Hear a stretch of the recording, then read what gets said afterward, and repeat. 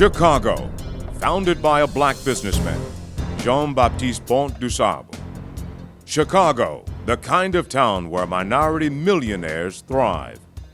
Chicago, the kind of town where tenacious trailblazers activated a civil and economic plan of empowerment for minorities in the 1960s. Chicago.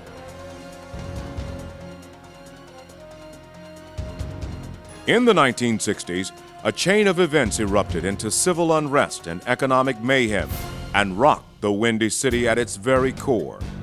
Rising above the turmoil, a group of corporate and community leaders were determined to beam a spotlight of hope on a seemingly hopeless situation.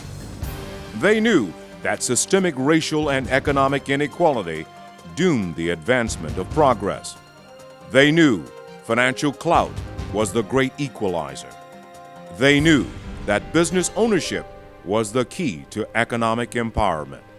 They knew that there was an underserved supply resource in people of color.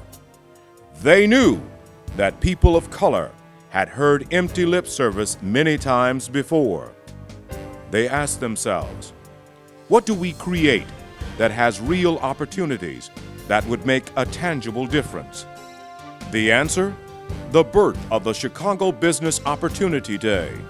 These trailblazers, led by George Johnson of Western Electric, now AT&T, and other corporate executives, brought together 52 companies and 152 MBEs and positioned business owners to potential opportunities of new revenue resources. In 1965, Chicago Economic Development Corporation, CEDCO, was founded. CEDCO grew out of the War on Poverty during Lyndon B. Johnson administration's SBA Economic Opportunity Directive. CEDCO called on Western Electric, and they, along with the Chicago Urban League and the Cosmopolitan Chamber of Commerce, founded the Chicago Business Opportunity Day in 1968. The following year, in 1969, the Chicago Business Opportunity Day was officially renamed Chicago Business Opportunity Fair. Uplifting change was in the air. The word was spreading that Chicago could really be on to something great. CBOF was seen as a game changer. It became the premier event of the newly formed Chicago Regional Purchasing Council with 19 Chicago charter corporations. CRPC's mission was to continue the tasks of creating economic opportunities for MBEs. CRPC's reputation of integrity and due diligence in the certification process became an invaluable partner to majority buyers who sought to do business with qualified and bona fide MBE companies. Although this effort started in Chicago, this was also a red-hot national issue. Not stopping at the creations of CBOF and CRPC, Robert Stewart of National Can recognized that a national organization was needed to coordinate, nurture, and maximize the momentum of this minority business development explosion. A group of Chicago companies led by Stewart founded the National Minority Purchasing Council in 1972. Bob Stewart and the other leaders sought funding from MBDA to form a national organization. The national organization started in Chicago, headed by Philip Duffy, and was located in the CEDCO offices. Later, the name was changed to National Minority Supplier Development Council, NMSDC. My primary challenge was to reach out to other chief executive officers like myself around the country to see if they would be willing and interested to get involved in a program of this type.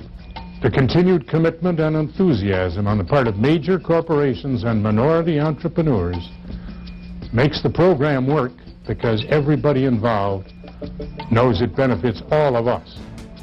The game continued to change as minority business legislation swept Capitol Hill during the Nixon administration. And with corporate membership soaring, NMSDC moved to Washington, D.C. National eventually moved to New York City to be closer to the headquarters of many corporate members. Back in Chicago, CRPC continued to establish itself as a bona fide leader in the emerging minority business development. Meanwhile, regional purchasing councils spread all over the U.S., and by 1973, the Chicago Council was joined by 16 other councils. By 1974, there were 21 councils. Throughout their quests, the councils remained focused and clear to equip MBEs with the tools to compete and to become viable suppliers to the corporate community. Legislative laws continued to make minority participation in government contracts mandatory. The Public Works Employment Act of 1977 and Public Law 95-507 in 1978 began to mandate minority participation in government contracts. Fast forward to 1980, when Congressman Perrin Mitchell's amendment to the Surface Transportation Assistance Act required a 10% set-aside for minority business. Enter Harriet Michelle as the president of NMSDC in 1988. It is an undisputed fact that Harriet Michelle put NMSDC on the map. The rest is history. The mission of the National Minority Supplier Development Council has been consistent for the past 25 years. That is, to bring corporations and minority businesses together for the purpose of doing business. Today, we have over 16,000 minority businesses nationwide and over 3,500 corporations. In our 25-year history, the purchases from minority suppliers by corporate America have gone from $86 million to over $30 billion. As we move toward the 21st century, corporations will increasingly rely on minority customers for increased market share and profit margins. Corporations and minority businesses, what a wonderful marriage. That was then. This is now. NMSDC has set the gold standard for MBE certification, and ChicagoMSDC is a maverick in this process. The national network of councils has soared over the period from 1968 to 2010, and today, 37 councils exist. In Chicago, certified MBEs employ 75% of other minorities. Minority millionaires continue to multiply. ChicagoMSDC continues to provide corporations and MBEs access to each other. At ChicagoMSDC, headed by Sheila Hill Morgan, President and CEO, members report over $5 billion and 90,000 jobs created by Chicago minority firms. Marquee corporate members such as AT&T, Allstate, PepsiCo, Navistar, Northern Trust, Kraft, Harris, Exelon, BP, United Airlines, and more have been part of Chicago's council for decades. Chicago has over 1,100 certified MBEs and continues to be one of the largest councils in the network. NMSDC has over 3,500 members and 16,000 MBEs.